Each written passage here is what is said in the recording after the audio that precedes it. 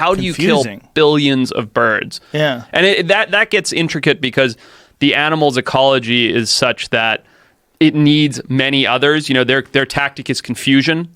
Like they don't run away. They just get in a big giant flock, and then you're like, oh, I don't know which one to pick.